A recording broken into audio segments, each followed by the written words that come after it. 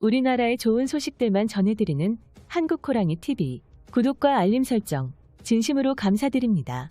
시청자 여러분 모두가 아시겠지만 불과 5년 전까지만 해도 KF-21 전투기의 개발을 두고 국내에선 갑론을박이 엄청나게 벌어지고 있었습니다.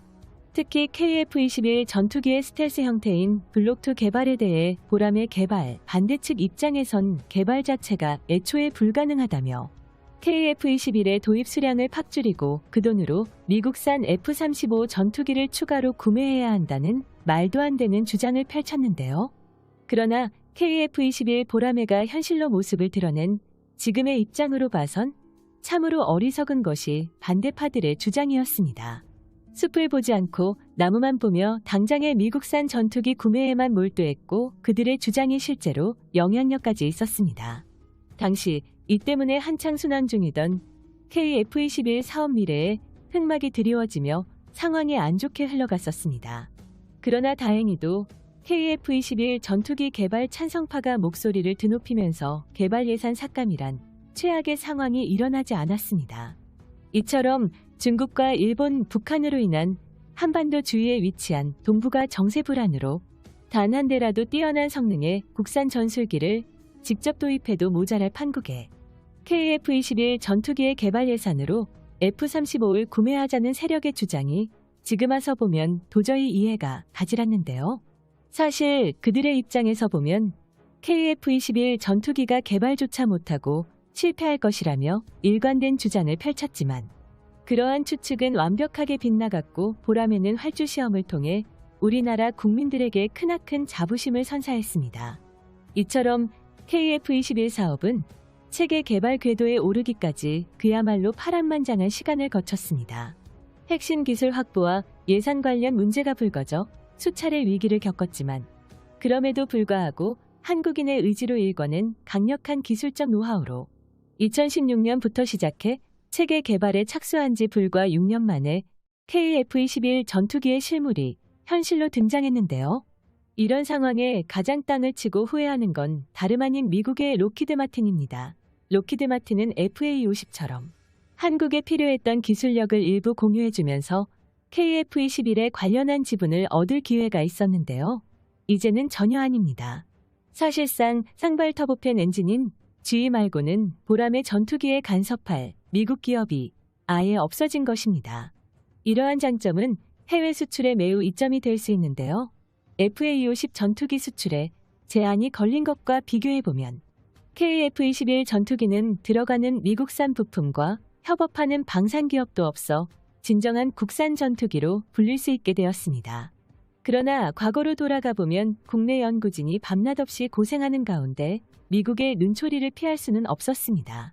그동안 전투기 부품 하나 제대로 보내주지 않았던 미국에서 한국의 독자적 레이더 개발을 가만히 둘 리 없었습니다.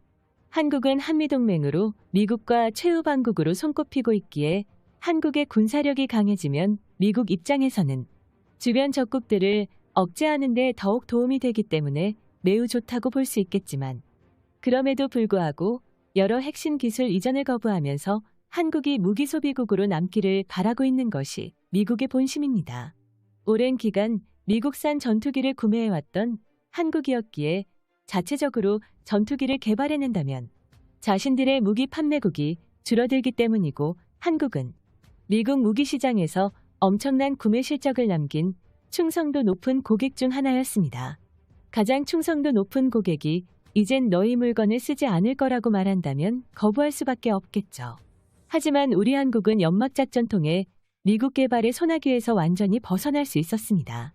미국 록히드 마틴의 이러한 모습은 어찌 보면 한국을 돈으로밖에 생각하지 않는다는 것을 면밀히 보여주고 있습니다.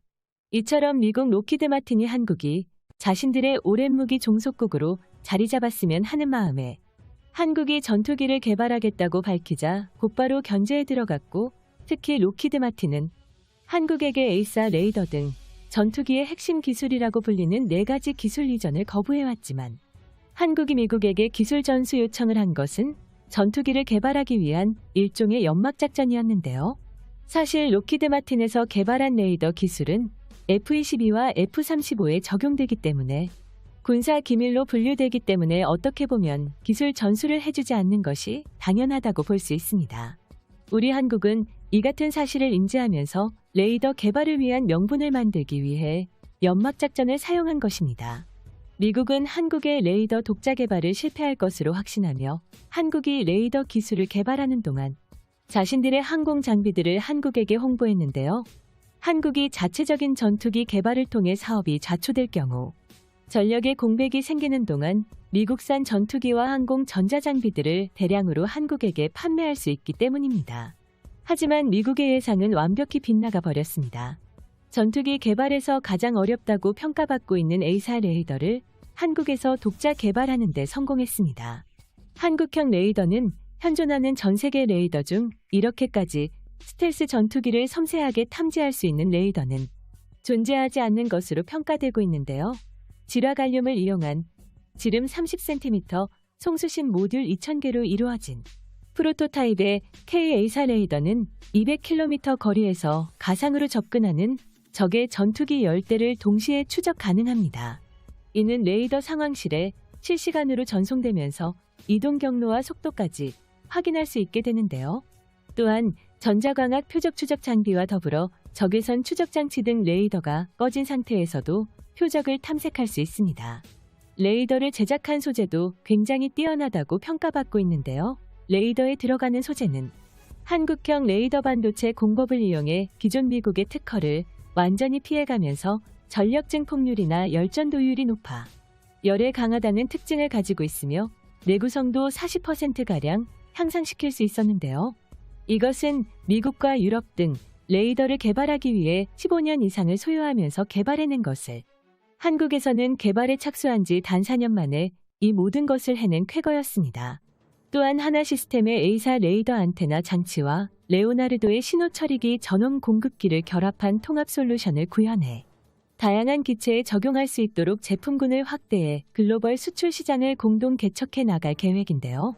하나시스템과 레오나르도는 A사 레이더 개발에 있어 각자의 장점을 융합해 기술 신뢰성과 가격 경쟁력을 모두 확보할 수 있을 것으로 예상하고 있습니다.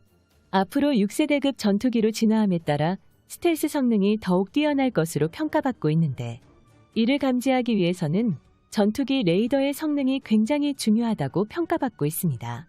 이처럼 이미 한국은 신기술 개발을 통해 스텔스 전투기를 확대 추적할 수 있는 기능을 탑재하는 데 성공했습니다.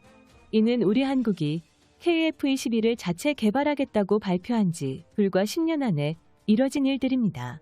앞으로 미래 세계 우리의 국방기술력이 얼마나 성장하게 될지 기대가 됩니다.